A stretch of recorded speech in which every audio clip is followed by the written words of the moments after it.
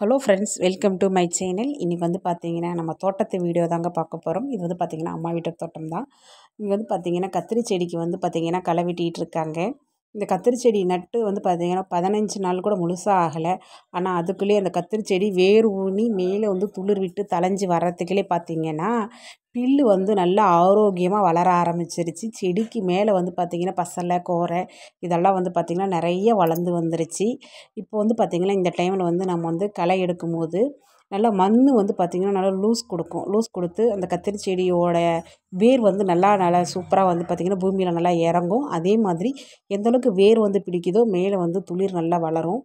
அதனால் வந்து பார்த்திங்கன்னா இப்போ வந்து நம்ம களை எடுக்கிறது தான் கரெக்டான ப்ரொசீஜர். நிறைய இடங்களில் பார்த்திங்கன்னு வச்சுக்கோங்களேன், இது மாதிரி கத்திரி செடி கிழங்கு செடி இதெல்லாம் வச்சுட்டாங்கன்னா டப்பா போட்டு கமுத்துட்டு களைக்கொல்லி அடிப்பாங்க. நாங்கள் வந்து பார்த்திங்கன்னா களைக்கொல்லிலாம் அடிக்க மாட்டோம்.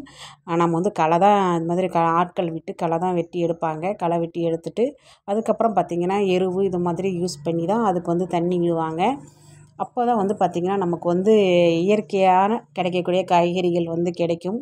மேக்ஸிமம் மருந்து அடிக்கிறத வந்து அவாய்ட் பண்ணுறது ரொம்ப நல்லது. இப்போ வந்து பார்த்திங்கன்னா இந்த அடிக்கிற வெயில்லையும் பார்த்திங்கன்னா ஆட்கள் விட்டு வந்து பார்த்திங்கன்னா களை எடுத்துக்கிட்டு இருக்காங்க. பார்க்கும்போதே உங்களுக்கு தெரியும் எந்த அளவுக்கு வந்து பார்த்திங்கன்னா கத்திரி செடி இருக்கிற இடமே தெரியாத அளவுக்கு வந்து பார்த்திங்கன்னா பசலைக்கீரையும் கோரையும் நிறைய வந்து பார்த்திங்கன்னா வளர்ந்து வந்துருச்சு.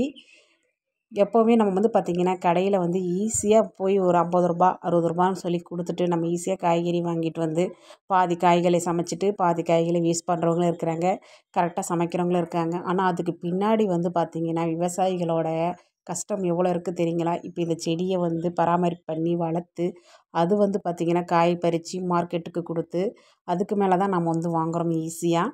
நம்ம மேக்ஸிமம் மார்க்கெட்டில் நம்ம கடையில் வாங்குகிற காய்கறி விலைகளை விட நம்ம வந்து நேரடியாக இவங்க வந்து கிராமத்துலேருந்து காய் எடுத்து கொண்டு போய் கொடுக்குறவங்களுக்கு ரொம்ப கம்மி ரேட்டில் தாங்க வாங்குவாங்க.